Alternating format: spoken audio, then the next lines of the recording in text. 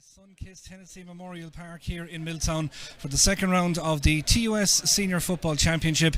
Kilmurry Ibrickane versus St. Breckans. Two teams coming in off the back of wins in their opening round games, both likely knowing that victory this evening could well see them get that seeded spot at the top of this group, and as it's become known locally, the avoid Rogue in that quarter-final draw as well. So a huge amount at stake for both these teams.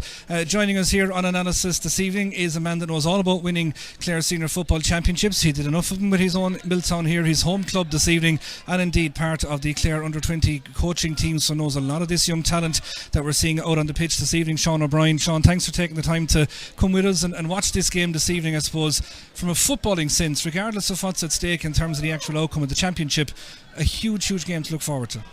Yeah, two teams that won the first day and probably full of confidence, and they'll have been eyeing each other up now after that first game. They had got to have a chance to have a look at each other, and they want to take control of the group today. From a Kilmurry perspective, a gritty win over Milltown. For St. Breckans, a comfortable enough victory over Wolf Tones. Does I suppose that momentum, how much does that carry in the I suppose the extremities that it was? Yeah, that'll send to Kilmurry, and especially they did it without Daniel Walsh, who we're expecting to see today at some stage. So that'll send to them, and I suppose Breckans would have been expecting probably to beat Wolf Tones. They'll be looking at from that they'll need probably a bigger spread of scores today. They won't be able to get by with just two lads scoring. And St. Breckans, a club that have brought through that young underage talent, the Jamie Stacks of the world, that are now mainstays not just on their team but obviously from the Clare set up as well. So the men from the Spa Wells will be very confident they have the talent, won't they? They've definitely the talent. They've the pace as well. They've pace in that half back line, and they've pace up front as well. Obviously we're expecting Cullum to be up in the forwards today, so no shortage of pace, and they're plenty of confidence, Joe. They're never lacking in confidence there. You touched on it there. We'll go through the teams in just a very quick moment, but the return of Daniel Walsh, he spent the summer stateside. He's back now. He will be on the starting team. How much is a boost given the new, we've heard about this, the new rules, the middle third, his athleticism, his power and his ability to kick a score? Yeah, Daniel can do a bit of everything. He, with the space that's there, he can open up the legs and get forward from midfield, and then anywhere inside the 45 he's open to score. He can kick left and right, and he's a multiple threats for Daniel. It's an absolutely beautiful evening here in West Clare. We'll run you through the teams. As you can see out on the pitch, it's absolutely glorious out there. Sun hitting all four corners. Kilmurry start with David Sexton in goal. It's Conor Carney, Darren Hickey and Maurice Donlan. Half-back line, Josh Maloney, Dermot Coughlin and Dara Sexton. Midfield pairing will be Evan Cahill and Dermot King. Half-forward line, we have Kevin Tuberty, Quillan O'Dea, the goal scorer from last day out, and Colin Considine. And an inside line, named a corner forward. I will eat my hat if he's inside there, Daniel Walsh, Cahill Talty and Shane Hickey. For St. Breckans, lots and lots of positional and personnel switches. Tristan O'Callaghan's in goal for them. Ronan Fitzpatrick, Conor Burke and Patrick O'Doherty is their full back line. Alan Sweeney will be wearing 14, don't let that deceive you. He'll be anchoring the defence in the centre back position. Jack Sheedy and Pádraig O'Dwyer will join him in that 45 metre line. Midfield pairing, Micheál Flanagan and Padraig Kelly. It's a fairly lively half forward line for St. Breckans. Ron Danaher, Owen Guerin and Dennis O'Callaghan, with an inside line Shane Fitzpatrick, Jamie Stack and Cullum O'Brien. And of course one name that people would have been listening out for there and won't have heard it is that of Joe McGann. He's another off on his travels, but it's still a youthful, powerful and experienced St. Breckans team. Yeah, and a very hard working half forward line there. They'll be up and down the field. It'll be interesting to see, does one of them go with Dermot? Will one of the lads be sacrificed to pick him up to try and curb his influence on the game that he had the last day? We're just watching the lads warming up there, and one of them is Darren Cannon, who came on the last day. He was certainly going to be a 2-point option, there's no question or doubt about that. But I suppose the breeze, we're just the flags over on the far side on the flag road as they call it here. It's blowing in towards the town, coming in off the sea obviously, so going down towards the Kerry Co-op end as we know it here locally. Your 2-point option is going to open up, isn't it? Massive. I think you've actually similar players in both teams. You've Owen Byrne, just the younger version there, a tall man that can kick from anywhere from inside 50 yards, and Darren kind of had a big influence the last day. He was the fella getting on the scores, so I think off the bench it'll be interesting to see the impact those two lads will have. Conditions absolutely perfect for playing a game of football, which is fantastic to see as well, and a big crowd starting to gather in here to Hennessy Park in Milltown as well as we count down towards our 7 o'clock throw-in. We also have that other live game on this evening down in Dunbeg, and a big one it is as well for Ennistimon and Kilmehel. Sean, I suppose Kilmehel somewhat I suppose, deflated a little bit after the performance and result the last day in Estymon, scraping over Dunbeg here in a real gritty performance. But you'd imagine, like we know plenty lads down around Kilmurry way, they'll want to bounce back this evening. There'll be another stern test for the North Clare men. Yeah, that's a massive game there that they really need to get something out of that game, because Estymon don't have the kind of same scoring power that other teams have. They might fancy their chances there that with their Kieran Downs work. Yeah, so it's as we say, a big game on there for both sides as well, indeed. And from the groupings perspective, Estymon will be looking to maybe make the short route if they can at all. But back here then again in Milltown, there's a big crowd coming in for this one, no doubt about it, because it's a perfect halfway point, I suppose, and a handy trip in the road for the lads from the barony of Ibrickane as well. But I'm just looking over to my right hand side, a fella you soldiered with on the field, Sean, and indeed he's obviously part of the Clare senior football backroom team. Owen Curtin is here in the back of the stand keeping a watching brief. We still don't know what the situation is with Peter Keane and his continuation, but if Owen's presence here is anything to go by, the scouts are still out. Yeah, Owen will be keeping an eye. I'm sure he's a big football man, Joe. He'd have been keeping an eye on all these games anyway, but it is good to see that there is someone from the backroom team that was involved there. There's a bit of uncertainty at the moment. We don't know what way it's going to go, but it is good to see Owen there, just running his eye over the proceedings here. The two inter-county men that are named to line out in the various centre-back positions, Dermot at one end, Alan at the other. Dermot actually wearing 6, as we said. Alan will be wearing 14, but is Dermot on? We often heard about the fly goalkeeper. I'm not sure were you ever a fan of that, of having to leave your 21 metre line, but the fly centre-back you could nearly apply to Dermot in the way he played the game the last day. His jinking runs caused a lot of problems for Milltown in that first quarter. Yeah, but both of them might as well have number 14 on their backs there for the attacking intent that both of them give. They won't be spending an awful lot of time inside their own 45 when they have the ball. Both will be gone. Alan is a good man to end on to finish off a move. We've seen it doing it for Clare this year. I think he got 3 goals in the league there. He's finishing off moves by just timing it perfectly, coming onto the ball and coming on with pace, and he's well able to finish if he gets a chance. And Dermot's prowess as a forward is kind of unparalleled. To have an option like that at centre back is brilliant for Kilmurry. Given we have a man that won multiple senior football championship medals in goals and part of your extensive repertoire, Sean, I think everybody says the platform for a lot of that Milltown success were your kickouts and the way that you could ping them out there. But now Tristan and David in the goals, they're going to have a big battle this evening in terms of their own restarts and the new dynamics of the middle third. And Pádraig Kelly and Evan Cahill, I would suggest, are two names we'll be mentioning quite a bit in those plays. Yeah, it'll be war out the middle there. But Joe, the conditions are good today. I think David will fancy himself. He'll take it on if there's a gap or if there's one to be pinged in between the lines. David will definitely feel comfortable taking it. And with Tristan will able to go off left and right. If there's a bit like Shane Ryan did last weekend, he'll be trying to find lads in those cornerback positions and work the ball out from there, give them that platform to get their running game going. Has it changed much, the dynamic? Have you noticed much watching games that the shape of kickouts are different? Definitely, yeah. There's in part it's kind of a lottery, Joe. You saw it the last day, like when Milltown and Kilmurry were playing, when Milltown were on top of the kickouts, they were on top of the game overall, and the same thing in the second half. The opposite was true. Joe Darren Callan came on there and they started to win a couple of clean balls and they started to dominate in the breaks. So when you get on top of the kickouts, you'll get a bit of momentum and then you have to make hay. Do you even have to be able to mix it up more maybe than the old game? Yeah, because look, when teams were pressing there, lads weren't committing as many lads forward, whereas you have to leave the tree up, they might as well press the kick out. So there's very few that you're getting away that kind of chip to the edge of the D. So you have to, if your short kick out now is going to have to travel about 25 yards in the air, and most teams are leaving 3 or 4 up, so it's very hard to get away a handy ball as such. Just looking out the road in here, in by Jerry Harden's house, for those that are familiar with the road to the Hennessy Park here, there's a huge tailback of cars. It's almost snaking its way back out to the road again, so we might have a little delay to the start of this game if they're going to try and get them all in.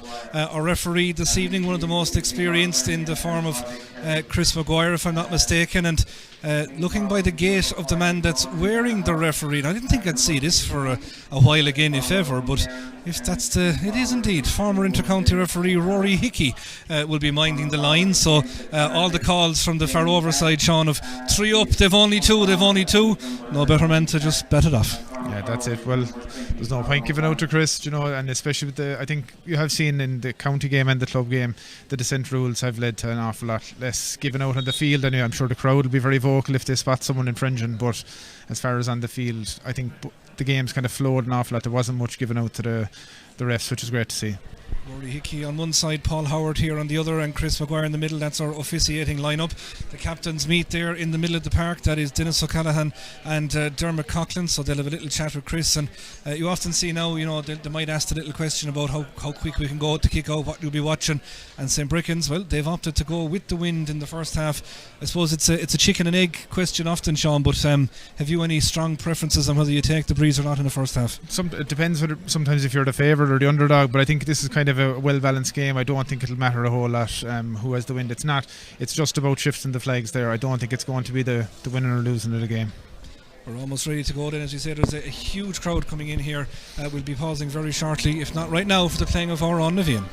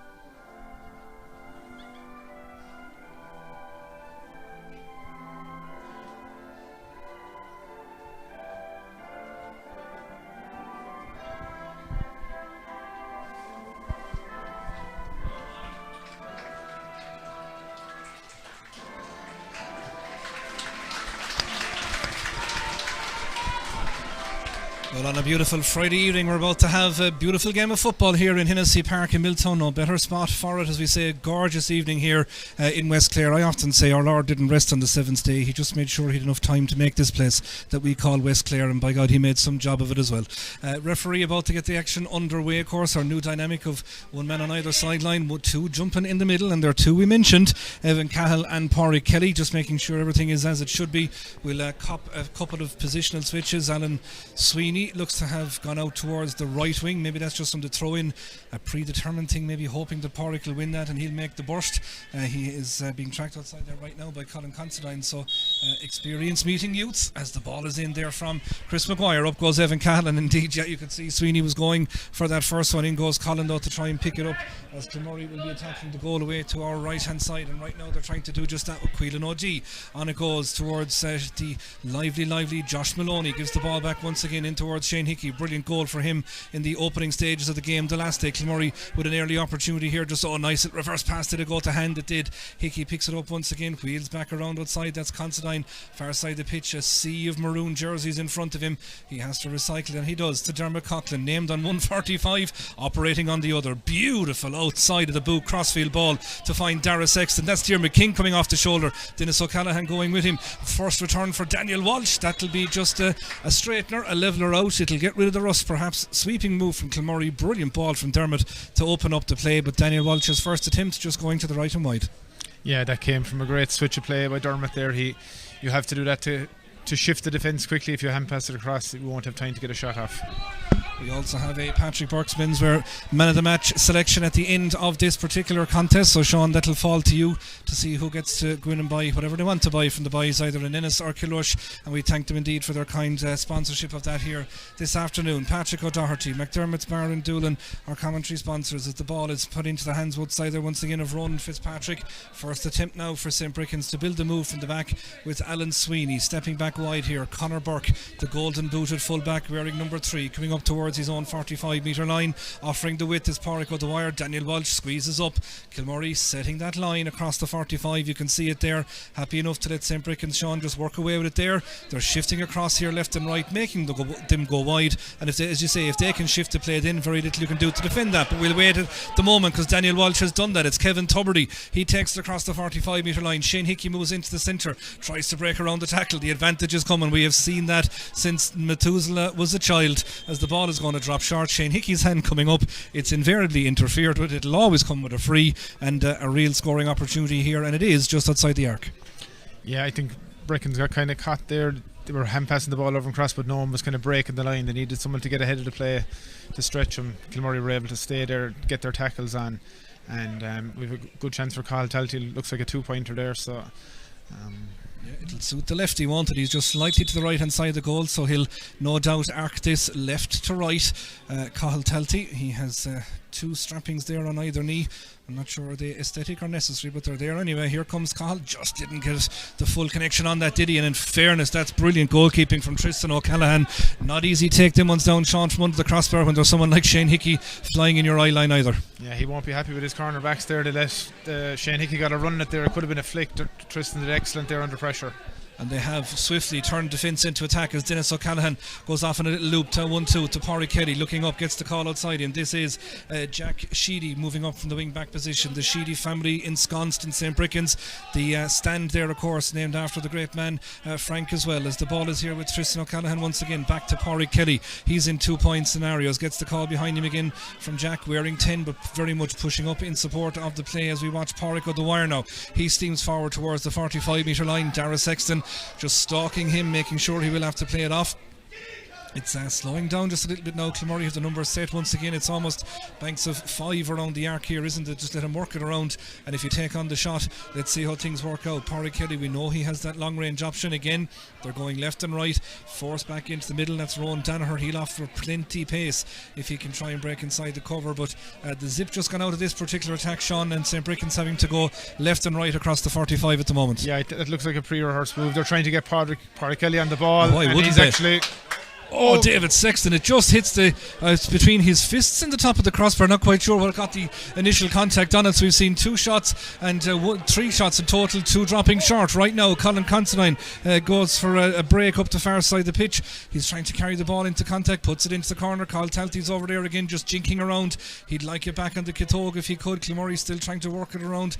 Darren Hickey all the way up in support and coming around with the ball once again. Dermot Coughlin just holding on to it, but Darren, nice and cool, just chips the ball. It's Josh Maloney rather chips the ball out here to the right wing. That's Dara Sexton breaking down this right hand channel. He has a man ahead of him. That man is not going to get the ball right now, Mr. Tuberty. It's ducked inside instead. There's Josh linking the play once again. Dermot Coughlin, he tried a few of these in the warm up and he's nailed that. It was outside the tee. Up goes the 2 hands of Chris Maguire. So a sweeping move. It's been a very, very lively start to the game. Dermot Coughlin, he tried a few of these in the warm up and he's nailed that. It was outside the tee. Up goes the 2 hands of Chris Maguire. So a sweeping move. It's been a very, very... Skip a line inside in the middle there and get their shot off. Brecken seemed to only want to let Pádraig Kelly have that shot there, whereas Kilmurry were using a couple of different options and Dermot made the most of the advantage. Ronan Fitzpatrick trying to carry it forward now for the Breckans men as they look to respond. Pádraig Kelly had that opportunity of a 2-pointer. It just dropped short and Kilmurry go down the field and nailed their own one. This man on the ball, Shane Fitzpatrick, trying to cut inside the cover. Conor Carney going with him. Shane still goes. Conor drags him down. That's going to be a free in on the 21 to the right hand side. We'll give Conor the benefit of the doubt that maybe he didn't mean that. Was it just falling? He clipped the heels, but either way he brought him to ground, free to the right hand side inside the arc. A chance for St. Breckans to half the deficit, and with this man Jamie Stack on the ball, it should be routine enough, you'd imagine. Yeah, you'd imagine this is automatic for Jamie from the 13. A good kick pass there from Rowan Danaher, a bit more direct, and got Shane Fitz on the ball, and he took him on, and Carney was trying to tackle him from behind. You're always likely to give away a free in those circumstances. Bright orange boots of Jamie Stack strapping on the left knee. Neither of them make any great difference to that. He sticks the ball straight between the posts, so it's 2 points to 1 here. It's Kilmurry Ibrickane leading, and we have coming up on 6 minutes played here in this opening half. As we say, we'll be keeping an eye on that other game down in Dunbeg as well. Derek Dormer is covering there for us, so we'll be going to him at half time for an update on that one. Right now, David Sexton 2 steps back and bangs it wide to the far side of the ground. Oh, a fantastic take as Kilmurry now tried to break down the field once again. That was Darren Hickey on that occasion. It's Diarmuid King, and storming forward now is Dermot Coughlin. He breaks past the 45 metre line. He's up towards the 21. He's off at an angle, and it was just too much, wasn't it? Great bit of momentum, but in fairness, there was a good covering challenge made on him here by his county teammate Alan Sweeney. He just almost shepherded him out. I think he actually used Dermot's pace against him there. He used that momentum to shove him out wide where he was going to be off balance. Yeah, he just took it off balance, but he was coming onto the great pace there. I think Dennis O'Callaghan tracked him pretty well as well there. Kick out so for for Tristan O'Callaghan, I should say, inside the goals for the Breckans men. Ball just coming off the tee. People start to shout. I'll give him a chance to get it out anyway, lads. And he'll do just that. He does. Pings it wide here. That's Ronan Fitzpatrick standing on this near sideline. Quillan O'Dea looking at him, but good interplay there from the very, very busy Dennis O'Callaghan back behind his own 45-metre line. Looks up. There's Alan Sweeney just directing traffic. Yeah, probably the highest goal scoring wing back, I would suggest, in the National Football League last year. He seemed to pop up with plenty of them, didn't he? A mighty year he had indeed for Clare. Right now they're trying to drive Breckans forward here, and Dennis O'Callaghan is the man just inside the 65-metre line, or roughly where it is right now, as we look at Pádraig Kelly trying to sell the dummy. It does turn inside, but the run then off was covered once again by the hard-working Quillan O'Dea. Jamie Stack comes around once again. It's St. Breckans holding on to this Colm O'Brien. Real playmaker role for him. Back to Jamie Stack once again. And it's patience is the order of the day. It looks at times, Sean, a little bit like that move after the buzzer in Croke Park. Yeah, I think Breckans will look to get the ball up quickly, and if they don't, they're going to do this stack for the rest of the game. I'd say when the game slows down, they'll fill up the inside line and they'll try and get their shooters. They'll try and get Colm, Pádraig and Jamie on the ball, try and get them one-on-ones around the arc and maybe get 2-pointers or 1-pointers. Dara Sexton, the man just at the minute barking out the orders around the Kilmurry D as the ball is still right here now, and it's a brilliant interception there from Evan Cahill. Just got the hand in at the right time, and Dara Sexton was the man that profited out wide towards Darren Hickey just at the top of his own D. Again, the pressure comes on, but this man has some engine. I've often said it, if Dara Sexton's engine was put into a car to be a bestseller in a matter of moments, it never ever seems to break down. Diarmuid King, and there goes Dara once again, as if to re-emphasise the point. Oh, what a ball over the top that is towards Shane Hickey coming off in the loop. Cahill Talty again gets the call behind him and breaking forward. Conor Carney holding on to it, and Colin Constantine out there as well, and Diarmuid King gives it across to Daniel Walsh. Daniel Walsh is being directed wide here by Quillan O'Dea. Instead turns back that basketball style hop that he tends to go with. Evan Cahill cuts inside. He's just on the verge of the D. Oh, Dermot Coughlin sells the dummy, steadies himself down, has a look at the post and kicks a second. That's a quality score, but once again fantastic build-up play from the Bricks. Gave it to Dermot eventually, did really well to make sure he wasn't inside the arc, sold the dummy solo, stepped back outside, banged it straight between them. 4 points to 1, both coming from the boot of Dermot Coughlin. Yeah, I think once Kilmurry get into that shape, the Spa are going to have to put a man marker on Dermot, sacrifice one fella. He's their main shooter outside there. He has to be tagged. There is Evan Cahill winning that kick out clean, calling his mark, cooling things down. Colin Constantine takes the ball off left hand side of the pitch. Shane Hickey just ahead of him. That's exactly where the ball goes as he looks now towards Quillan O'Dea. He decides no, go with the skip pass, give it to Evan Cahill. He's on the 45-metre line. Dermot Coughlin just loping around, but he won't be going slowly for too much longer. Breaks into a jog. Something tells me he'll be getting involved in this play before it's over. Up comes Darren Hickey from the full back position, going wide. Diarmuid King cuts in off the wing. Oh, the call just got a little bit cut up. The two boys actually collided, and St. Breckans now turn it over and they look to break a pace. Kilmurry filter back. Dennis O'Callaghan to Colm O'Brien. Very pacey, very skillful, very assured player as well. That's a lovely angle crossfield ball. Over the top it goes, looking there for Jamie Stack. Just went beyond him, forces him to turn his back, but he does pick it up eventually, but he's being shepherded out towards the gate here at the top of the right position. Alan Sweeney now comes up to help the attack. Cuts inside, little bit of space on the 21. Sweeney's still going, just settles down, tries to make the angle, tries to clip it, and it just goes all across the goal. It goes to the left and wide, and a real indication, I would say, there, and a warning shot from St. Breckans that when they turn the ball over, they have the pace to break really quickly. And with Colm O'Brien, a fella that plays fantastic heads up football. Yeah, he was scanning. You could see him the whole time he had the ball there. He was waiting. Jamie kind of stumbled on the first move that he made, but then he got a couple of yards and Colm just fired it in there. Yeah, no, he's a brilliant guy. As Kilmurry survived that latest attack, it's Kilmurry leading 4 points to 1. The man the ball, Dermot Coughlin, with two pointers, a free for Jamie Stack. That makes up our scoring total right now. Dara Sexton getting a little bit isolated. David Sexton behind him, but of course he can't use him under the new rules. He tries to use Conor Carney, but he was fouled by Dennis O'Callaghan, and he would be I would imagine Morris Donlan rather. Morris was the man turned over on that occasion. I'd say Morris will be very, very pleased to hear that whistle. Yeah, there was big relief there in his face when the whistle blew, because he was under a bit of pressure, but probably was a bit of contact. Free there once again, contact very much on Dara Sexton, and Quillan O'Dea decides he's going to take the solo and go on for not giving it back, or a bit of lip or whatever. Sean, here we go. We spoke about these rules, these dissent rules as they've been labelled, and in fairness, you called it Chris Maguire, very experienced inter-county referee. He'll take none of it. Yeah, and look, Dermot might put this on the turf. He might have a go, even though it's the wrong side. He definitely has the range to go for 2 points here and really put him under pressure. It's a fair old isn't it? I mean, look at it. It started just outside Kilmurry's own 45. Now the free is above on the Breckans 45. It's a fair, severe punishment, but we're all well aware of it, aren't we? So you live by the sword and you die by it, as they say. Here comes Dermot Coughlin with the free off the floor now. It's just tailing at the very end. It's been kept in play, though, and that's brilliant reading of the play there from Ronan Fitzpatrick. And he breaks it down for Alan Sweeney. Dinks a gorgeous ball over the top there for Pádraig Kelly to break down that right hand side, trying to go and take the attack once again. Watch this man here on our side of the pitch, Colm O'Brien, just offering that width, but it's Pádraig O'Dwyer that's the man on the ball at the moment. Lovely hand pass off there to Rowan Danaher, and again, look, I said it, here's Colm O'Brien on the right hand side outside the arc. That one is just gone to the left hand side and wide, but again, just so clever. He ghosted out here, Sean. Nobody went with him. We could see from here he was going to come on to the end of that. Very unlucky, just went left and wide. Yeah, he has to take those shots on. He's dead right. He took it nearly like a free. He was standing up there, and they'll be happy enough for him to have another couple of shots like that and the next one to go over. Kilmurry going short with that one. David Sexton putting it through the eye of a needle for Dara Sexton, and again we're just filtering back as Maurice Donlan is the man that's in possession right now. Dermot takes the ball from him. A quick look at the clock will tell us we've played 13 minutes here. McDermott's Bar and Restaurant and Doolin, our commentary sponsors, as Dara Sexton brings the ball to the left hand side. Kilmurry leading here on a scoreline of 4 points to 1 right now. Dara Sexton just inside the St. Breckans 45. Josh Maloney goes galloping through. He's up towards the 21 metre line, settling himself down. The ball goes high and the ball goes straight between the posts. Brilliant injection of pace from the man out in the far wing. It's just all about the timing. It looks like a really, really well coached performance, I have to say, so far from attack sense for Kilmurry. Yeah, look, Josh, that's his best position, probably his wing back, coming onto the play like that, and he's well able to finish throwing over the bar. Tristan O'Callaghan again just sizing up his options. Kilmurry again just dancing around the D. Kevin Tubridy there trying to put him off his kick. He decides to go straight down the middle. That is a class kick of a ball to find Rowan Danaher, and he goes moving it immediately to Pádraig Kelly. 2 kicks of the ball, they're inside the arc. Quillan O'Dea though back working hard. Off we go again here with Rowan Danaher trying to take on the opportunity, but brilliant build up play. Simplicity, I suppose, up to that point.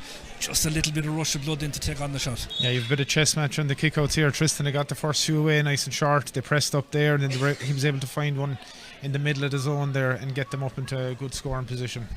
Ball eventually stays in from the latest Kilmurry kick out on the far side of the ground. Maurice Donlan takes it on, puts it over the top for Dara Sexton. Again, he looks down this channel, finds nobody, and Darren Hickey then is the man that comes back in support. Kilmurry fine and controlled, directing operations and staying wide over there is Colin Constantine. He's the man that gets the ball right on the halfway line. Looking up inside now, plenty of movement. Kevin Tubridy's hanging around there, Cathal Talty as well, and breaking through the middle is Daniel Walsh trying to come onto that ball. Diarmaid King though the man that has it, far side of the pitch on the 45 metre line. Kilmurry attacking down to our right hand side, the Spanish point into the grounds here in Hennessy Memorial Park in this opening half. And remember, St. Breckans playing with whatever bit of a breeze is making those flags blow on the far side of the ground. Dara Sexton takes the ball past the 45 metre line. Very controlled opening quarter as we've just entered the second quarter right now, as Dara Sexton goes through the 21 again, cutting inside. It's a similar move that saw Josh Maloney get on the board, and now we have Dara Sexton doing something similar. Really, really well worked once again, but it's all about whoever seems to be out on that left wing is ghosting in between the 45 and the arc. They're finding plenty space in that channel, and it's suiting the right-footed kicker coming in there as well. It is. You have two right-sided wing backs playing there, and both of them are coming onto the ball at pace, and they're both well able to finish. Kick out this time. Chris Maguire saw a little bit of an infringement. St. Breckans up to go with the solo and go, and it's Colm O'Brien now has switched over to that right wing, taking the ball from Pádraig O'Dwyer. O'Brien takes it back again, gets the hand pass inside to Rowan Danaher. He's trying to cut through the cover, ball inside, it could be an opportunity. Oh, that's well read by Darren Hickey. It was Owen Guerin, the man that almost got in the end of it. The long hand pass was not anticipated by anybody, but Darren Hickey, Sean, he's been around longer than most. Showing his experience there, he didn't get totally attracted to the ball, just covered the space, and when the ball broke, he was in the right position. Kilmurry now trying to rub the salt in the wound as Evan Cahill goes barreling forward. Dermot Coughlin into contact, knew exactly what he was doing there, took the contact, took the free, and Kilmurry go quickly. It's Shane Hickey scarpering through, lays it off outside. Daniel Walsh off the crossbar. Angle of post and crossbar is still there. Cathal Talty eventually gets the score.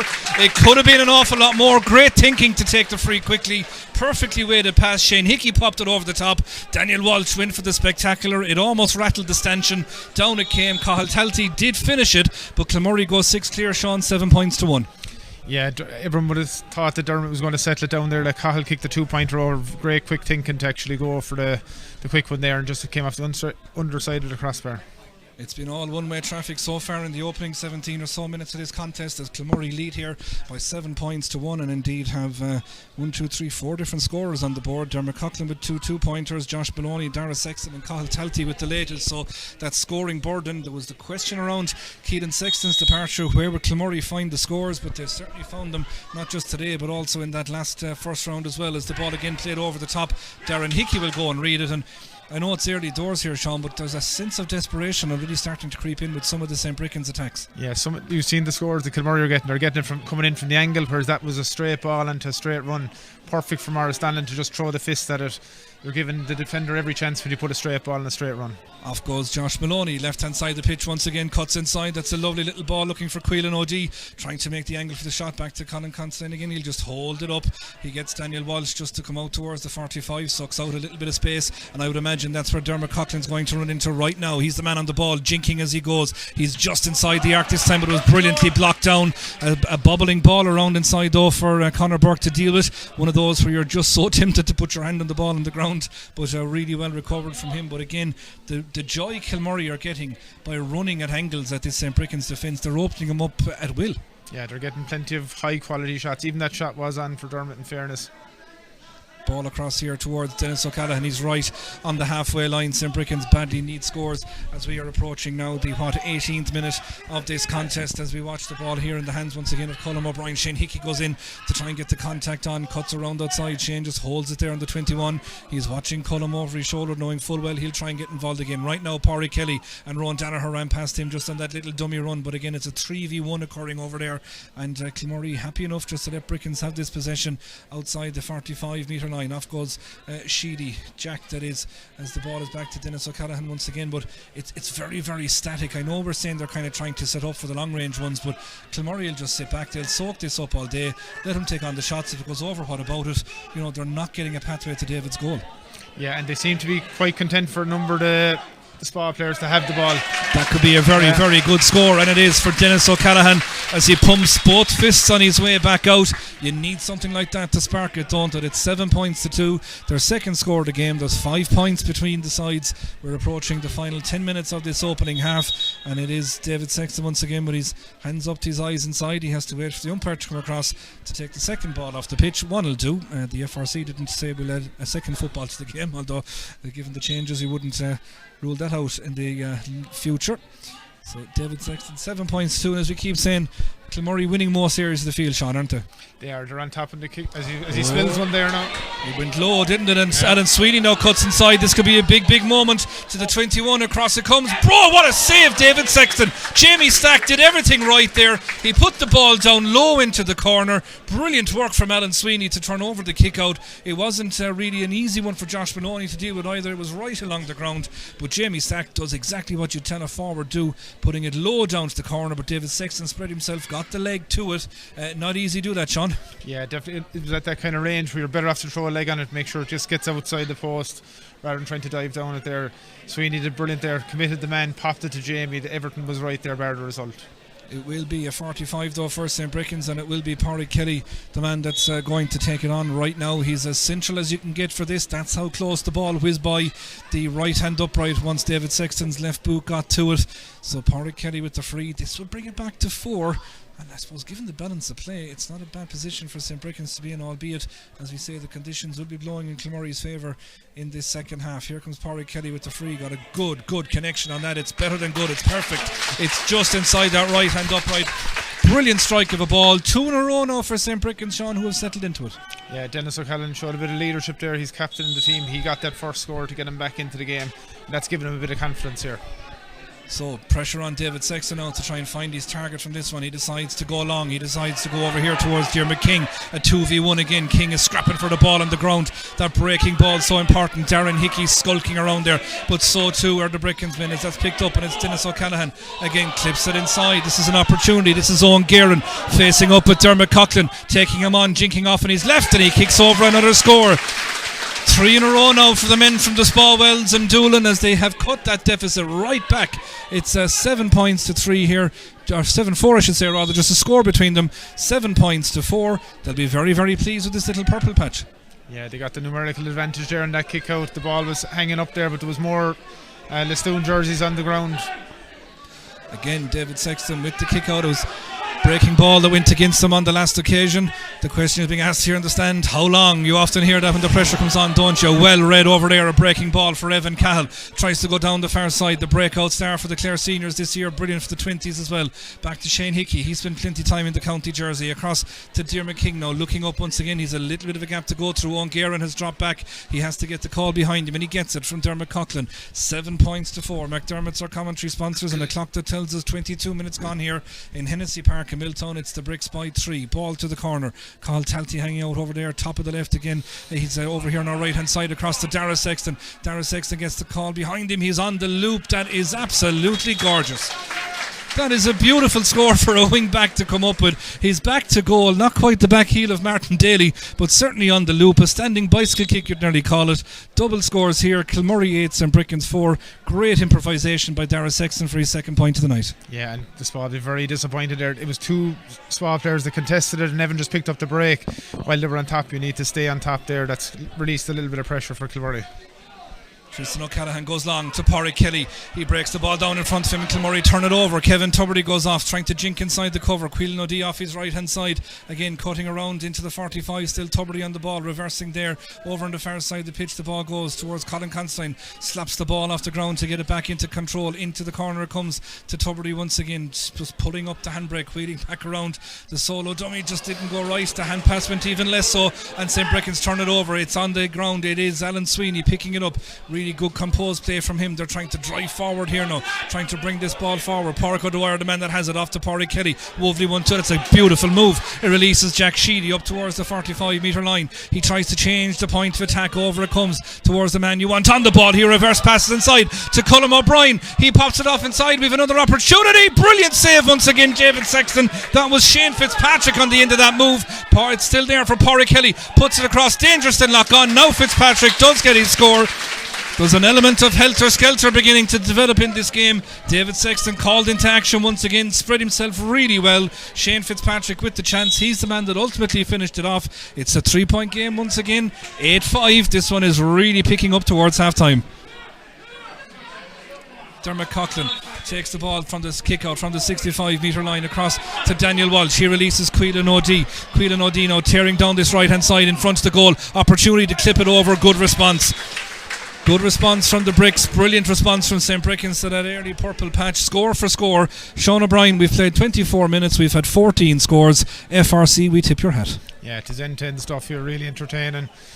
Kilmurry are trying to leave Dermot inside here. They're going to see if they can maybe let the ball go sharp, press the kick out, and have Dermot as an option if they were to turn it over. So Tristan O'Callaghan goes short. It is 9 points to 5. Kilmurry Ibrickane leading here on this Friday evening in the TUS Clare Senior Football Championship. Long ball give Jack Sheedy plenty work to do, but he's a man that is very, very well versed in doing it. Shane Hickey holds him up, illegally so says the referee, and off we go with the solo and go, trying to run into contact there with Evan Cahill. Evan wasn't buying it. Oh, that's a really clever play from Dara Sexton, just soccer styles it along the ground to Quillan O'Dea. He goes past the 45 metre line. Now they have the options. Dermot Coughlin is the man inside, just trying to spearhead the attack. He's at an angle though out to the right hand side, so he has to recycle it. That's Quillan O'Dea to Diarmuid King once again. Off goes O'Dea on the loop, looking around to see what are his options. One of them right here is Shane Hickey. He's well able to take them on, but this one just drops short into the arms of Tristan O'Callaghan, and maybe a little move or two more required on that particular one. Yeah, I think so, especially when you have Dermot up there. They probably could have worked it. It was a bit of a switch. Burke has taken the number one option inside there, so Cahill Talty was on probably one of the wing backs that might have tried to get Cahill on the ball there. 26 minutes gone first half as Dennis O'Callaghan finds a pocket of space here on this left hand side. Kevin Tubridy does really well to hold him up, puts out the hand. Referee says play away. Dennis says I will. He has a shot at the post. It's hanging and looping, and it's just out to the right and wide, but we will come back for the free. Chris Maguire says we'll cancel that wide. It's going to be a free just outside the arc now again for Pádraig Kelly. We saw him landing the 45 just outside in the centre there a while ago. Down goes the Gillette shaving foam or whatever brand you're using, Chris Maguire on the ground. An opportunity here now to bring it back to 2, which would be really significant given the start Kilmurry made to this game. 7-1 I think at one stage. Yeah, it's the Spar really back on top here, and you would fancy Pádraig from this range. I suppose Dennis took the shot on there. He knew again he had the safety blanket of the advantage to come back to, so it was well worth a go, and he was only fractionally off. All eyes in the stand here in Hennessy Memorial Park on the right boot of Pádraig Kelly. It's good. It's really, really good. It's a 2-pointer. Oh, hang on. Did he step inside? Is he saying come back? A bit of confusion here around this one. Now, he did score it, but did he breach the arc while kicking it, or is Chris Maguire saying I wasn't ready? No, there was a lot of time taken over the free. I have to seem a small bit confused about this one. Sean, can you shed any light? I don't know. I'd say it might have been that he had his foot inside. I think he was pointing at the foam when he came over to him, so maybe he said he breached it. I don't know. We don't know. Is it a hot ball or is he going to get a retake? It looks like a hot ball here from Chris Maguire maybe. Wow, that is big, isn't it? Now, in fairness to Pádraig Kelly, how often do you see those given? Like, and you know, the view that you had of it, it's a big call to go against you. It could have been a huge score to bring it back to a 2-point game. So the 2-pointer is cancelled. The score goes off the board. It stays 9-5. Kilmurry turn over the possession. That's going to be a big talking point, I suggest, Sean. It is now. It's gone from 9-5 and Kilmurry on the attack. It could be a double scores game here where it was looking like it was going to be 2 points in it and a kick out from Kilmurry to come. And at a crucial time of the game as well, as we're approaching half time, about 2 minutes to go, Shane Hickey cutting in from a very tight angle. Too tidy. Too very. Maybe a couple of too many veries in the description of it as well, but it was fairly tidy.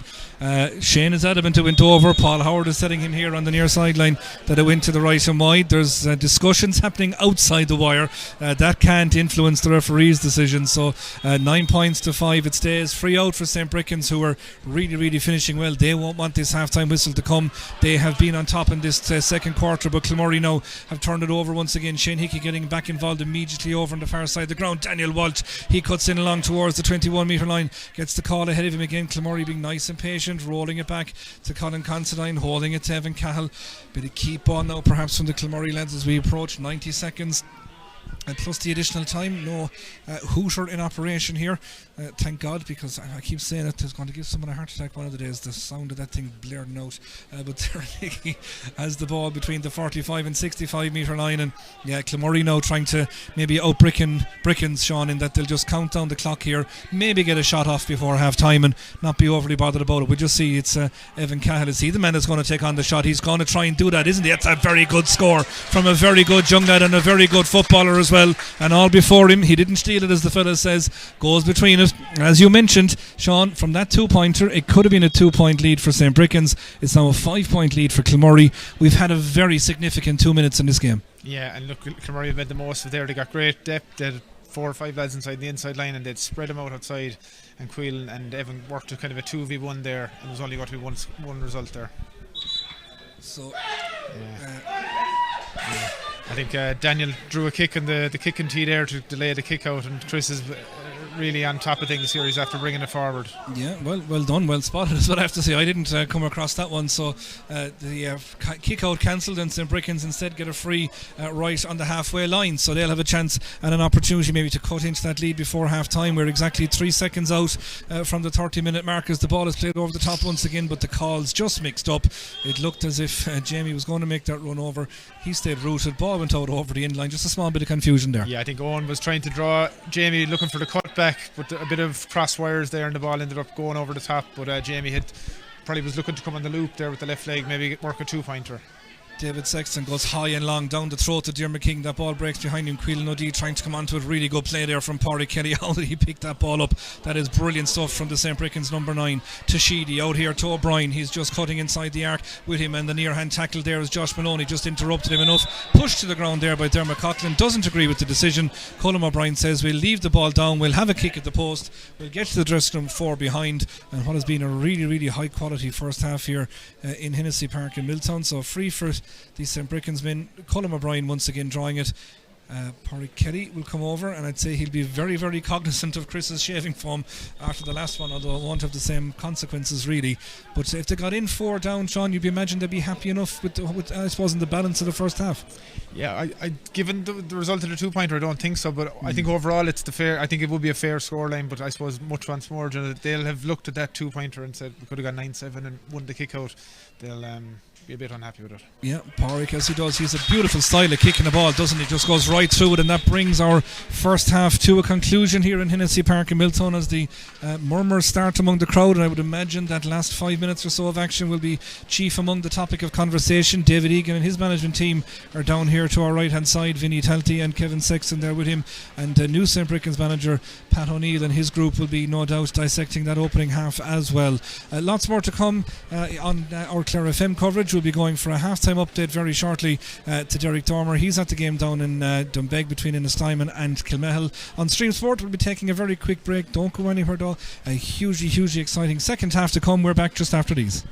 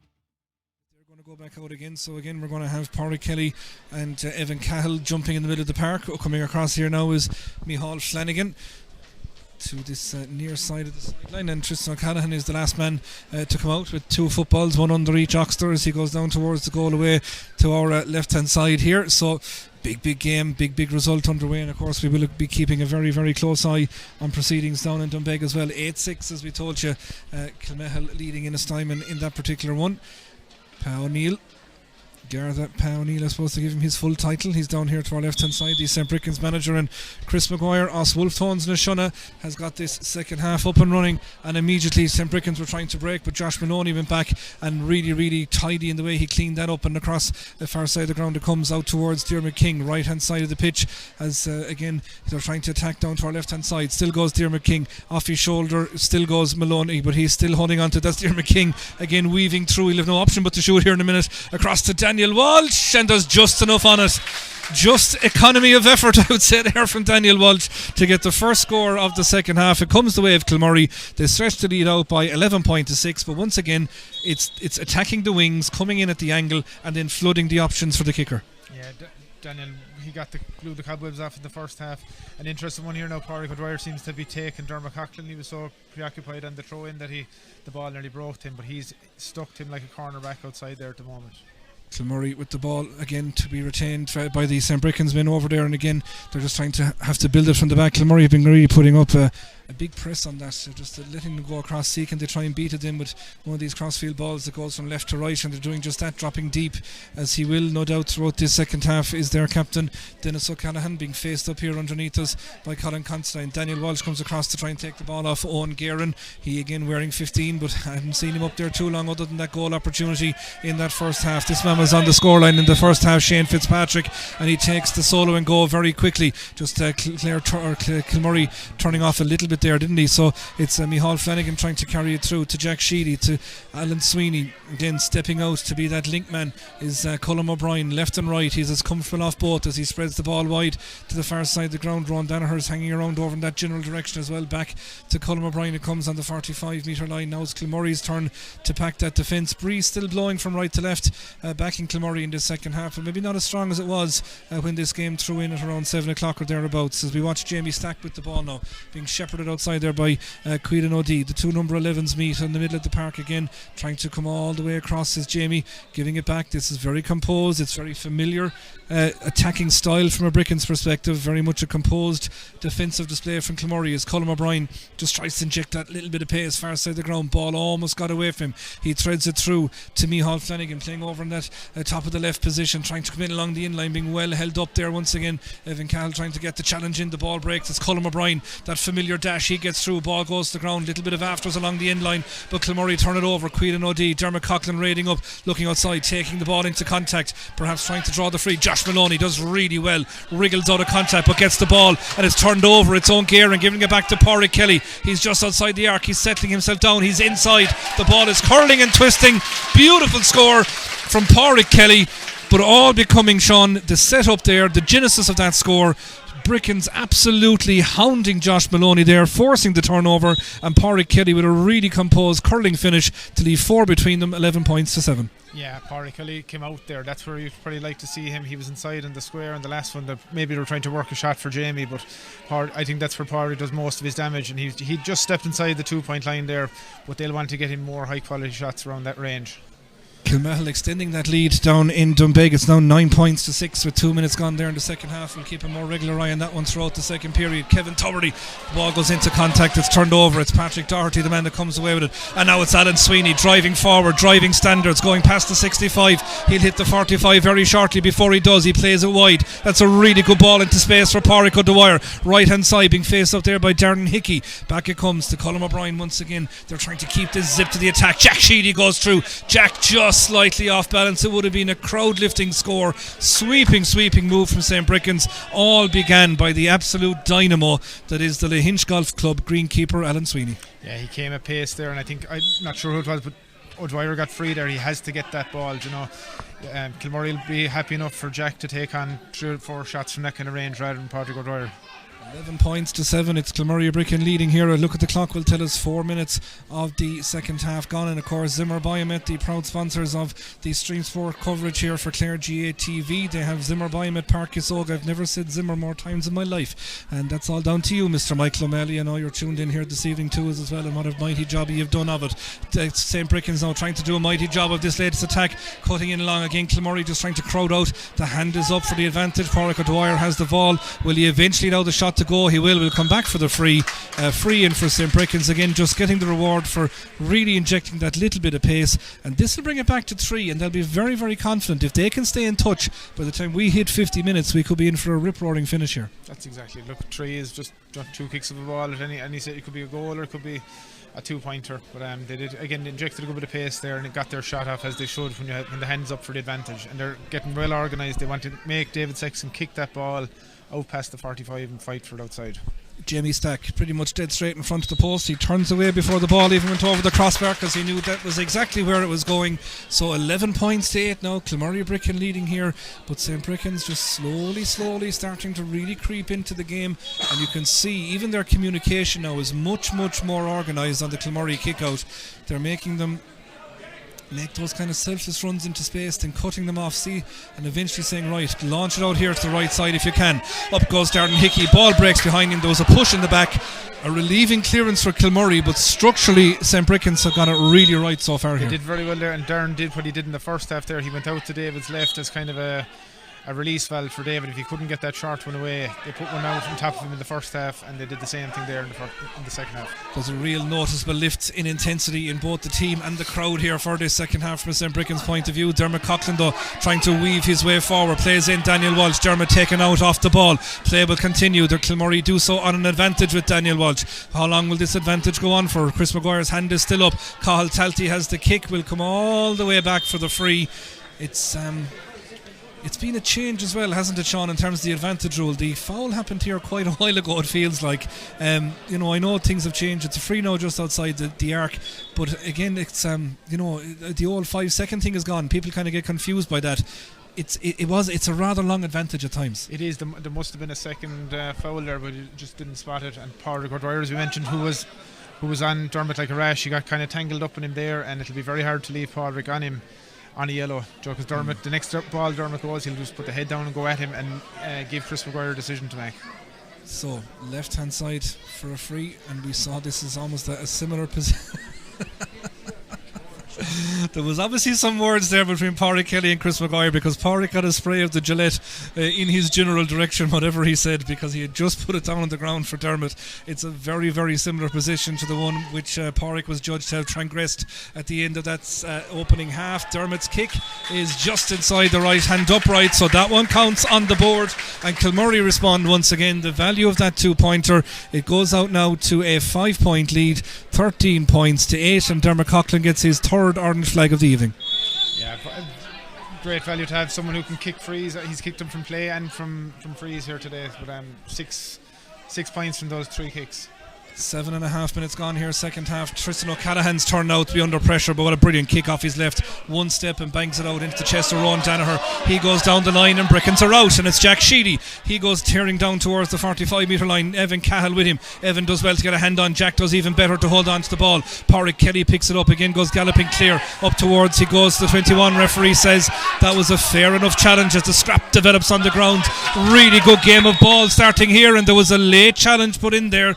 Referee black card indeed it is for Jamie Stack. So I think the referee is indicating there might have been a loose swing of the leg or something like that, but for whatever in transgression it was, Sean, Jamie Stack off the field for St. Brickan's on a black card is not what they would have wanted. No, that's a massive blow from there. Again, they had possession again and turned it over, went from a possible 2-pointer to make it a 3-point game to down to 14 now. Jamie is shaking the head here as he comes off on the sideline underneath us, and well, there wasn't too much protest, I have to say, by either his teammates or indeed his management team here underneath us. So in fairness, it was an obvious enough kind of a one. Maurice Donnan is back up onto his feet, so 13 points to 8 our scoreline here in Milltown.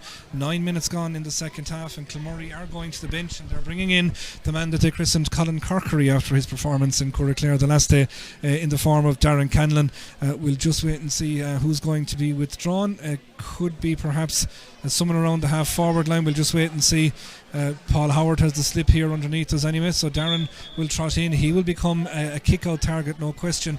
Is it Morris they've actually withdrawn? I know he's not. It could be Kevin Tuberty's walking over towards the sideline on the far side. I think he might be going off that way. Perfect. So Kevin Tuberty, someone around the half forward line. That's exactly where Kevin was operating, and we saw, in fairness, the difference Darren Camden made in terms of kick-outs the last day, and given Kilmurry have been under pressure and under the cosh in this third quarter from that, I suppose a good managerial move there. Yeah, and look, they're going to have the space as well, because the Spa are going to have to keep 3 up. They only have 2 up at the moment. One's going to get caught. They're going to get caught very quickly.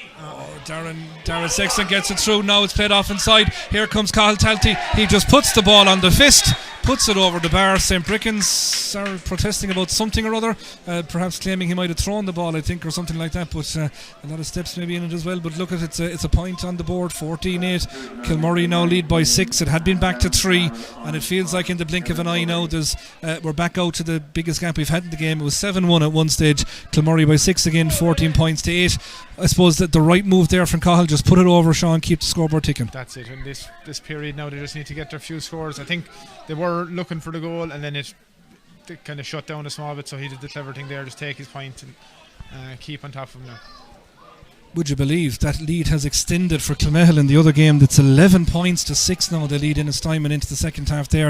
A 5-point gap developing with the West Clare men on top now at the moment. So this could be one of the big upsets and shocks on the opening round, the opening night, I should say, of round 2 of our TUS Senior Football Championship. Good work there from Daniel Walsh trying to wrap up Pádraig Kelly, but just the raw power of Kelly gets him through. He just takes a free kick at the ball. Will come back for the free. Chris Maguire very animatedly indicating what the free was given for, so nobody's in any doubt. I think even the lads over at Leonard's there saw what that one was given for, so it's going to be a free in for St. Breckans. And in fairness to them, you have to say, if you're looking at a leading contender for them, Pádraig Kelly has brought the fight, hasn't he? Yeah, he's doing his best there to bring him in. He's having a good eye down at the shaving foam there to make sure he doesn't step over in this one. Make sure they're going to slow it down, Joe, try and eat a small bit of clock here and take his time, hopefully for them stroke it over, and then 4-point game, and then try and do their best in the kick out. McDermott, Spar and Doolin, our commentary sponsors, will be wishing him well with this one. He's midway between the arc and the 45-metre line, slightly to the right hand side of the goal, looking to the goal at the Spanish point end here with this beautiful evening sunshine still kissing the far side of the ground. Lovely to see it as we watch Pádraig Kelly, usually a very, very accomplished free taker. That is brilliant. That is absolutely top class from Pádraig Kelly as he puts another 2-pointer on the board for the St. Breckans men. It's a 4-point game now, 14 points to 10, and well, these two, we were saying it was a 50-50 game coming into it. This one looks like it's going to go down the stretch. We have 12 minutes gone second half. Kick out is just about got away. You were wincing there watching that one, Sean. Dermot had put on the brakes. I think David Sexton's heart was in his mouth there as the ball was going out to him, but he took the ball under pressure, and they've gotten it away here. Once again, Dara Sexton is the man that relieves the lines for Kilmurry as Daniel Walsh carries a clear space here. Colin Constantine on the left hand side, it comes to Daniel Walsh. He's just inside the arc. That ball is staying out left and wide. The radar slightly off. Saw Daniel kick a score from even further out, about 10 or 15 yards further out below Parky Cueve one night in a league match. A beautiful curling score to earn a draw for Clare on that particular evening. We know he can kick them. Radar just slightly off the ceiling. That one staying out left and wide. Kick out from Tristan Cannon. Super kick out to find the man on the run. Long ball into the corner once again. It is Shane Fitzpatrick battling for it over there again. Morris Donlan just trying to get tight to him. Dara Sexton offering the auxiliary support, but he's still going. He gives it back. Pádraig Kelly being immense for St. Breckans right throughout this contest. Again goes into the contact, and once again the power tells. And it's Colm O'Brien popping it off inside. Opportunity here. There could be a one, and it is fisted straight between the posts. The opportunity at the goal was on, but again a clever decision by Pádraig, or by the other man, Pádraig on the wire, to just pop it over the bar with the fist. The two Pádraig central to that score for St. Breckans. 3 between them, 14 points to 11. Kilmurry lead, 13 and a half played. Yeah, they've managed this period very well, and they've done well to close the gap actually while they've been down a man. Dennis O'Callaghan is the man picking up that breaking ball from the kick out. He plays a little 1-2 there with Micheál Flanagan and goes to carry it forward again towards the 45-metre line. Josh Maloney's there. Ball just popped over his head. It's Colm O'Brien again tackling. Conor Carney trying to get the near hand in. Colm so wriggly, so elusive and so accurate. You can hear the reaction of the people of St. Breckans here in the stand in front of us. It's back to 2 once again. It was 6 a while ago. Now it's a 2-point game thanks to the boot of Colm O'Brien, one of the most accomplished footballers on the field. 14-12 in a thriller here in Milltown. Yeah, well done. David's going to go and work it short there, try and get a bit of possession. They just need to get their hands on the ball and get a high quality shot.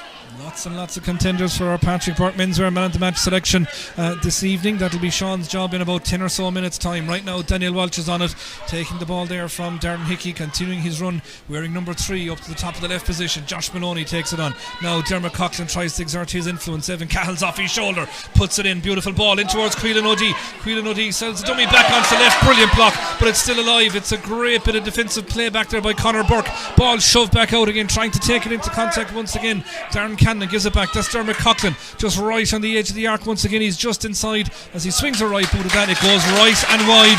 Credit to St. Breckans' defence. Brilliant block from Conor Burke. He didn't buy the little swivel from Quillan O'Dea, stayed on his left and got down low. Yeah, they probably won't be happy with that shot. It was kind of off balance and out in the wing. When they have the numbers here, they probably should be able to work a better shot for them. Owen Byrne is the man that's making his way on to the St. Breckans team here, wearing number 30. Remember, they're still down to 14.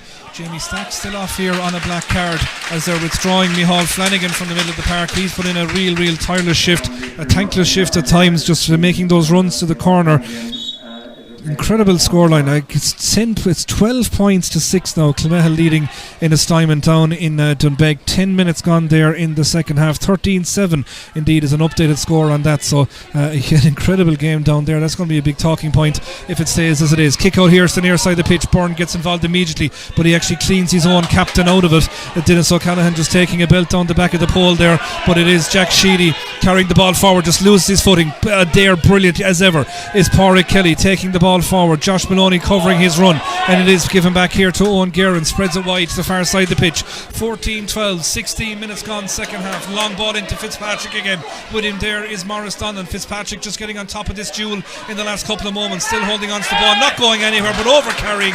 Brilliant persistent play from the Kilmurry defence, and Darren Hickey decides, let's go, let's move it quickly. He does, down the line. Shane Hickey storming off the shoulder through Daniel Walsh. Long ball in once again. Oh well, Cathal Talty just couldn't trap it. Brilliantly recovered, brilliantly defended over there by Ronan Fitzpatrick for the men from St. Breckans. Gets it out the side to Alan Sweeney, yet to really exert his real influence on this game when he carries that ball forward. Darren Cannon going with him. Sweeney's there, opens up the instep, lovely ball into the path of Rowan Danaher over there, takes it on. It's hugging it wide to the touchline again between the 45 and 65 metre line. 14-12 on the scoreboard, 17 minutes gone second half. McDermott's Bar and Restaurant, our commentary sponsors. Zimmer Biomet, our stream sports partners here this evening in Hennessy Park in Milltown, taking that ball forward. Colm O'Brien putting it across. A real sense now that this game is right in the balance. The seesaw effect is there. A goal now, what it would do to lift the efforts, and it's the absolute want of both sides here as Patrick Doherty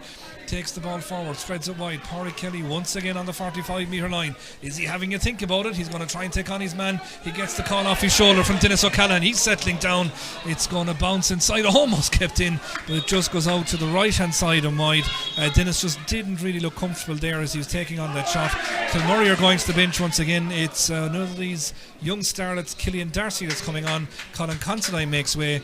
In fairness, it's no surprise to see the changes made in the half forward line, Sean, giving the mileage that comes up on both the GPS of Colin Considine and Kevin Tuberty as Jamie Stack makes his way back in again. We're back to the full complement, 15v15, 2 between the teams. Yeah, if Colin and Kevin do their jobs, they shouldn't be seeing the end of the game really at 10 and 12, you know, and they have ran themselves into the ground there. So Killian Darcy in for Kilmurry Ibrickane for these closing. What have we left? About 12 or so minutes plus the additional time. Evan Cahill going through. Dermot Coughlin, big hit there from Helen Sweeney. My co-commentator beside me here, Sean O'Brien, winced on that one. I'm glad neither of us were at the end of that one. Big hit from Sweeney. Dermot Coughlin up, just feeling the shoulder. Quillan O'Dea takes the ball past the 21 metre line. Back it comes to Evan Cahill. Dermot again just gathering his breath. Takes the ball standing, left-handed fist pass. That's almost been a Coughlin family trait, hasn't it, over the years? We saw his cousin Inda doing it so many times in the Clare and Kilmurry jerseys as well. Dara Sexton taking the ball towards the 45 metre line once again, looking up. That's Evan Cahill, ball just over the top. Oh, quick hands to transfer it through to Josh Maloney, settling himself down, setting the feet, looking at the posts and putting it to the left hand side and wide. Everything about the set up play was absolutely spot on. The finish just off. 11 minutes plus the additional time to go, Sean. Still just 2 between them. Yeah, the Spall have to be happy with the way things have gone. They were down 6. It was looking ominous enough there when they went down to 14, but they've battled that portion well, and they have another long range shooter on here in Owen Byrne that'll be a handful off the kickouts as well, and really well worked by Tristan out to the wing there. Double scores in Dunbeg in his time and trailing Kilmehel by 14 points to 7. I don't think too many would have predicted that one. Darren Cannon trying to put on the pressure there as St. Breckans carry the ball forward through Dennis O'Callaghan once again, and a bit of coming together there in the middle of the park. Referee Chris McGuire is just having a look back at that, and it has dissipated thankfully, so we'll stay with the play as Jack Sheedy comes down the right hand side. Diarmaid King just stepping out there to try and mind Pádraig Kelly, who's had a huge influence on this game. In it comes once again, stepping up from defence is Fitzpatrick Ronan, that is, to Rowan Danaher. Colm O'Brien just off to his left hand side, that's where the ball goes. Conor Carney goes with him, just trying to stop him going by him. Very difficult with this fella. He's a real elusive player. He's trying to get the ball on the angle again, playing it into the corner, just trying to recycle it back once again. Owen Byrne, it's a lovely ball across, opportunity here. This is Rowan Danaher, and this is a 1-point game in Milltown. Really patient play from St. Breckans again, though the architect being Colm O'Brien, playing the ball into the corner. Lovely ball across from Owen Byrne, and there was Rowan Danaher to split the post from about 35 metres out. It's 1 between them. Kilmurry 14, St. Breckans 13. 20 minutes gone, second half. Yeah, the advantage of having another shooter on the field there, they had to push out him, and then Owen, when the lads came to him, he shifted the ball across quickly, and Rowan finished it excellently. What a run this is from Josh Maloney to Darren Cannon on the spin, on the turn, and on the money is Darren Cannon. Brilliant score on the spin, as that just really lifts the siege now from a Kilmurry point of view. Gets a kick out to defend as well, but we know he's a finisher, Sean. Famously, you took down a long range effort from him just over the crossbar in the county final, and it turned out to be quite a pivotal moment in your victory on that day. But to be able to bring in a shooter like that, as you say, huge from a Kilmurry point of view. It is, yeah. They needed that point fight. And gone out over the sideline here from Tristan, was trying to use the left leg. He does try to use both, but that one was put a bit under pressure. Shane Hickey trying to tread the sideline ball through there. It's Quillen O'Dea that has it. Tristan was between the Divil and the deep blue sea. He's going to try and go back to the deep blue sea right now. That is his goals. He's back to safety. Shane Hickey though still has the ball across to Josh Maloney, being ran into there by Dennis O'Callaghan. Good defending from the St. Breckans captain. Across to Dara Sexton. He'll carry the ball past the 45 metre line. He pings it. He thought about it. Now he does it out towards Evan Cahill. He's just lurking around the D. Scoreboard says 15-13. The clock says 21 and a half gone in this second half. McDermott's our commentary sponsors up in Doolin. It's Dara Sexton from Cloonaheen, far side of the ground. It's Darren Cannon now, the man that has it again. Off on the loop there goes Dara. This is where game management comes into it, isn't it? It's experience now will tell, you would imagine, in these final 8 or so minutes, as Evan Cahill takes the ball forward, spots a bit of green grass in front of him, and like a good baler he eats it up and tries to take the ball forward. Across it comes once again Kilmurry working it back. Quillen O'Dea dinks the ball out here. That's a good ball out into space for Shane Hickey. Sells the dummy, swivels around. Is there a late tail? Is there a late tail? I thought there was a late tail. The linesman is saying it's Paul wide. Howard is calling it here. Yeah, to be fair now, and people will know my bias at home, so they'll know it must have been, there was a late tail. It just went out to the right hand side and wide. A right call by Paul Howard, to be fair down here, the linesman on the near side of the pitch. It stays 15 points to 13. Well, I think Dennis had been protesting it beforehand, and Chris is saying I think he said to me, I had it under control, no need for the verbals there. Yeah, just heated battle sometimes, isn't it? It's understandable, to be fair. 15 points to 13. It stays 2 between them. This one is right in the balance, isn't it? Yeah, it is, and he's gone left-legged here out to the corner. They've guaranteed possession here this time. Yeah, that's Burke holding on to the ball. I have to, I'll let you watch the kick out, Sean, because I know that's obviously your area of expertise. I know you're a man that loves to see the replays on the TV and all the rest of it as well. The shape of all that's so important. Owen Byrne taking the ball forward. Killian Darcy goes with him and he puts him out over the line. Brilliant work from the young man from Kilmurry. Really high level of work rate there. 14 points to 8 is how it stands down in Dunbeg at the moment. Kilmehel still in front in that one. Josh Maloney taking the ball forward. A little no-look pass out to Quillen O'Dea, taking the ball into contact off the left boot. Big score from Quillan O'Dea. He came up with a critical goal the last day. He's got quite an important point here now in this second half. He does it with 6.5 minutes left to play. Kilmurry leads 16 points to 13. Let's stay with Tristan O'Callaghan's kickouts. And again, Kilmurry just trying to put that squeeze on. There's a bank of 6 or 7 Breckans players there across the 45 metre line now, looking to break left and right. Burke comes out here to the sideline. Tristan puts the hands up. I think this says it's going to go long. Pádraig Kelly will be the target. He'll compete in the air with Dermot King. Up they go for it. Brilliant from Pádraig Kelly. Pushed in the back. That's what you call leadership, Sean. That was a very small thing to do. But Kelly stood up and said to Tristan, give it to me. Let me try and scrap for that ball. Exactly, yeah. He put the paw up there, put it down on top of me, and even they had flooded the inside line, so there wasn't an awful lot of lads there for the break. He had to go and win that ball. Great leadership from Pádraig there.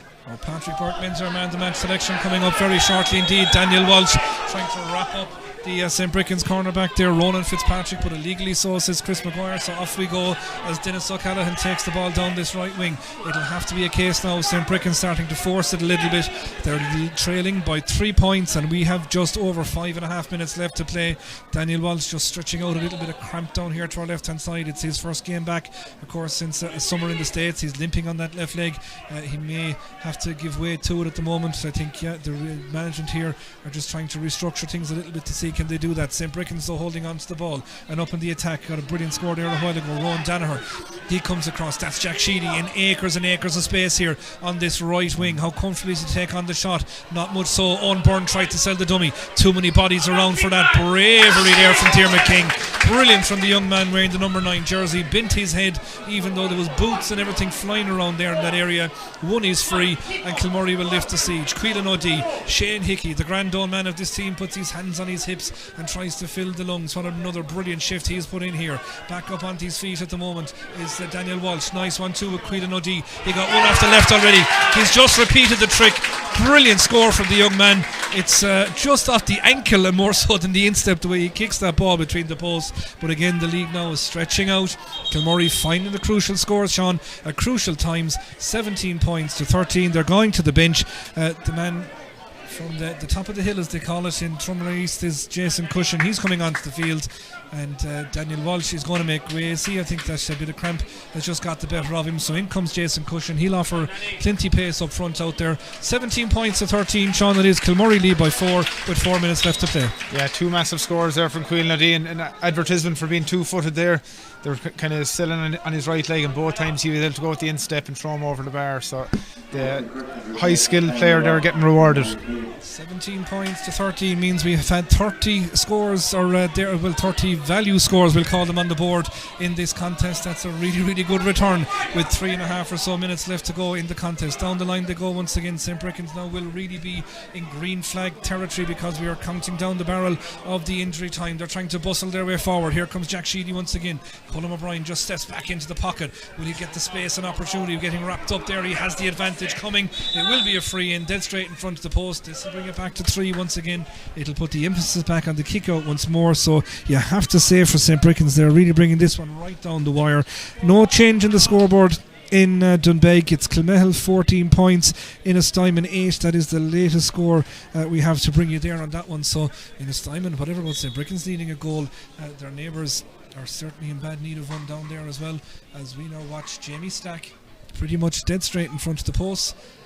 He's been their chief scorer right throughout this contest. Another left-legged kick as that goes straight over. He turns back to immediately take up his position on the kick out. It'll be bench work once again here underneath us. Robert O'Connell will come in for St. Breckans, and that is young Comer, if I'm not mistaken, down there. Diarmid is the man that's going to come on wearing the number 17 jersey. He'll see things out. Another this youthful contingent underneath us. David Sexton, and coming off is that is the captain, of course, coming off, Dennis O'Callaghan, on a yellow card, of course, from that earlier interaction with Chris Maguire. Has ran himself into the ground, in fairness to him. He'll watch out these closing stages. And off comes Shane Hickey, earning a well-deserved break. Someone get that man a blanket and a cup of Bovril, because he has done his work. Yeah, he's done his bit there. He chased back to the top of the arc there on the second last turnover they got. And Dermot's trying to get free here. He's working a push off him. We've got a 2v1 on this side. David will probably find Comer out in the wing.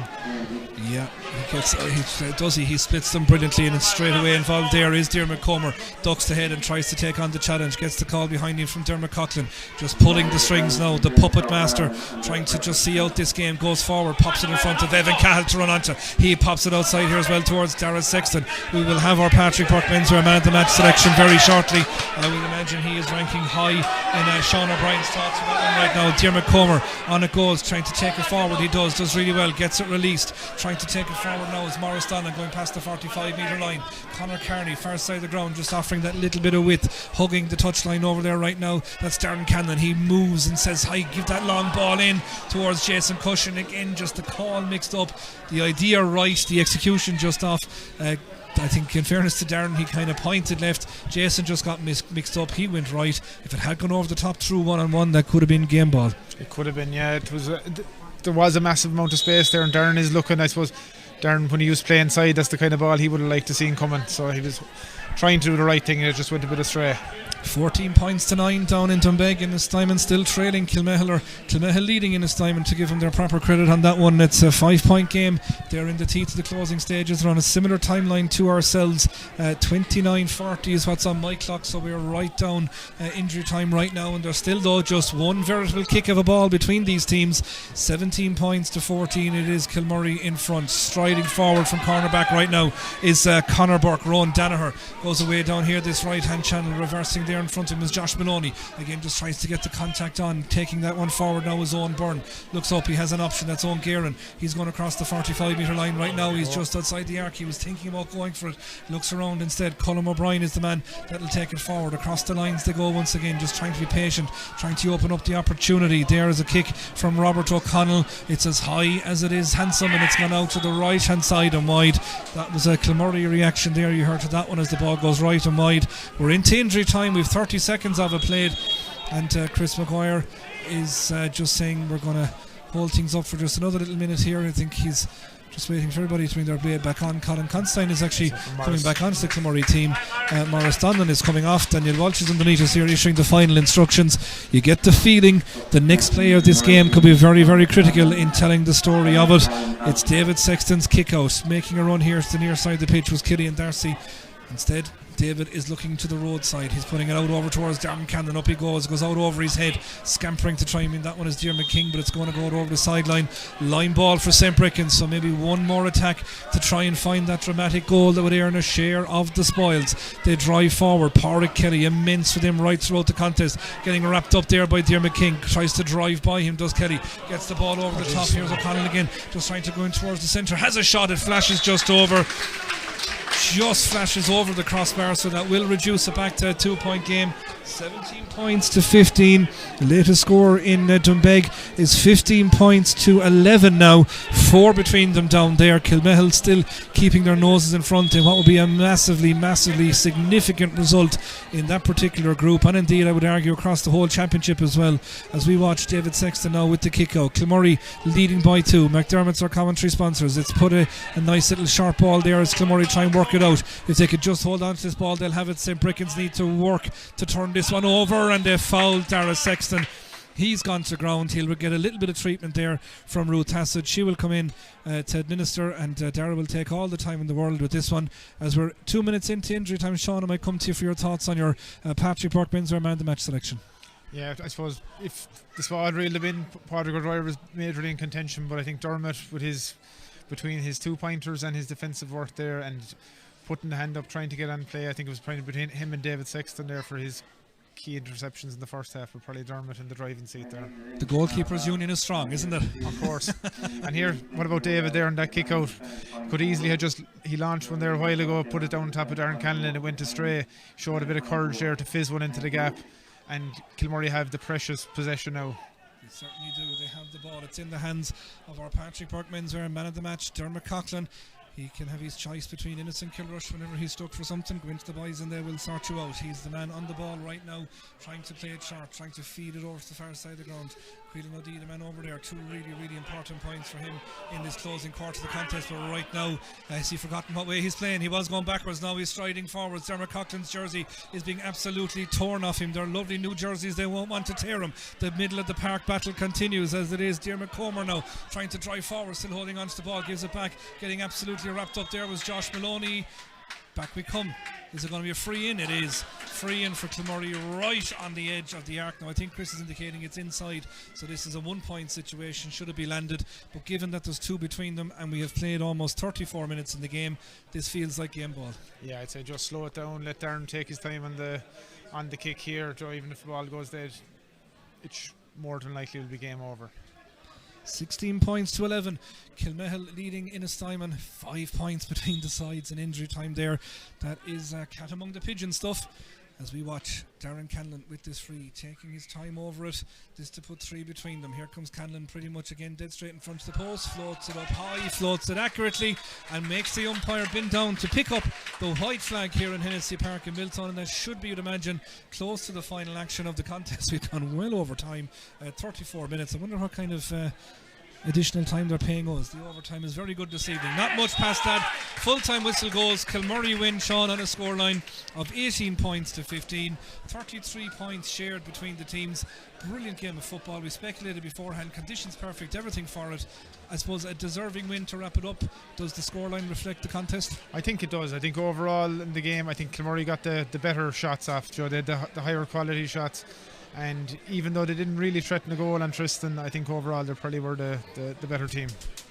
This now gives Kilmurry, as we said, control of this group. It puts them on top. They have St. Breckans on the head-to-head now. If they draw level, they have Miltown on the head-to-head from round 1 if they attempt to draw level with them on points. So real emphasis now on the next round between Miltown and St. Breckans as well, Sean. But from a Kilmurry point of view now, they're saying Wolf Tones the next day out, then we can, they're planning now for quarter final. There's no point saying otherwise. 4 points gets you that position. So a really, really good first 2 weeks out for David Egan's side. Yeah, after 2 wins now, like you said, they're in the head-to-heads. They know they're going to get the month off, probably get a chance to get bodies right, maybe go get a really good challenge match outside the county and prepare yourself then for what's coming. From a St. Breckans perspective, all still there to play for. We know in the grouping you have the top 2 to quarter-finals. The seeded position probably gone now, but there's still a quarter-final spot there. And obviously the third place in the other 2 groups goes through to that playoff round. But would you want to be certain about it. You want to get straight through, get your time off. So that game now tomorrow, Miltown have an added incentive, I suppose, to beat Wolf Tones, because they know then it sets up what should be a cracker with Breckans in that final round. Yeah, it'll be winner takes all then for that second position then between the 2 of them, most likely. Even the result, we don't have a full-time result in the other game, but that makes things interesting as well, because I think people mightn't have been expecting to have to face. It's over. 16 points to 13. Kilmehel have beaten Innistimon. That's a result that's going to put tongues wagging. Yeah, I think some people might have thought that was a foregone conclusion what was going to happen in that group. That makes it extremely interesting now, and it's a reminder for everyone involved tomorrow not to take their eye off the ball, to make sure that they do their job. Absolutely, there's a stern message delivered by a multiple senior football championship winner with Miltown in the form of Sean O'Brien. Thank you, Sean, for joining us here on Analysis, both on Clare FM and indeed on Stream Sport as well. My thanks to Pat and all the gang back at base, and also to our commentary sponsors McDermott's Bar in Doolin and Patrick Burke-Windsor for his kind sponsorship of our Man the Match Award this afternoon and evening, going to Dermot Coughlan, the Kilmurry Ibrickane captain on Forna. We sign off here on air. Much more to come across the weekend indeed as well. For now though, it is time for your usual Friday night fix on Clare FM of your traditional music, and stay tuned here as well to Stream Sport. We'll be getting some live reaction very shortly.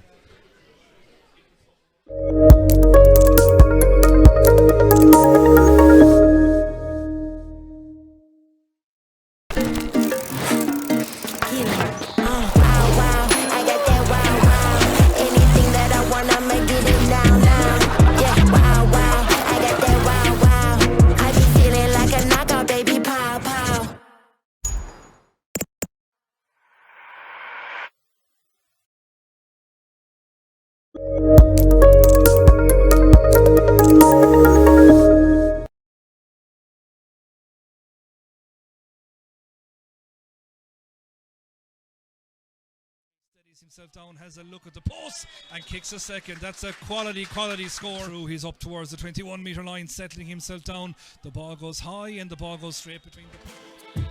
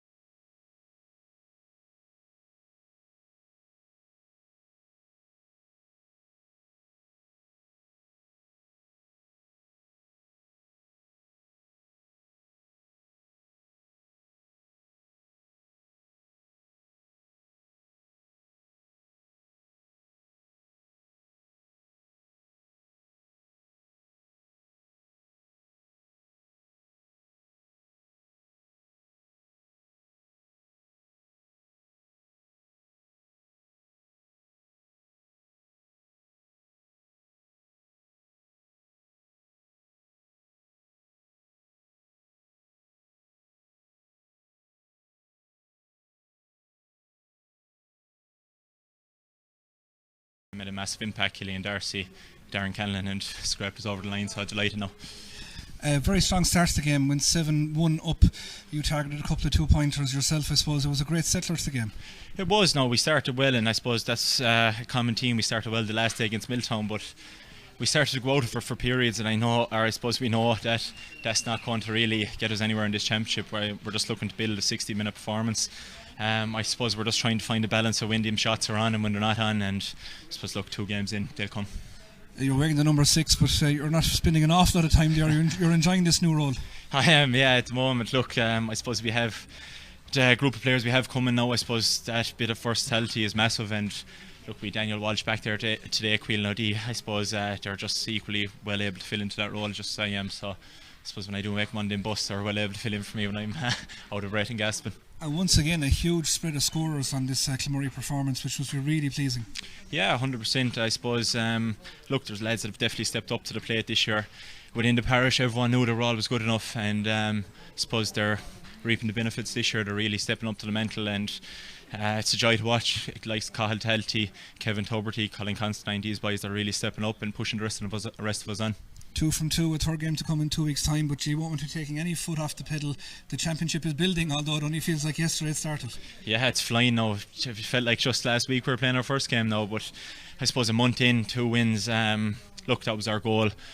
It flies, it's short as you said, so we'll just try and keep that bit of momentum going, try and get 3 wins on the board, but then comes into quarter-final stage, semi-final stage, if we're lucky to get there, and I suppose it's all to play for then. Anyone can beat anyone, really. Brilliant stuff. Dermot, best of luck with the rest of the championship, and well done today. Perfect, thanks a million, Derek.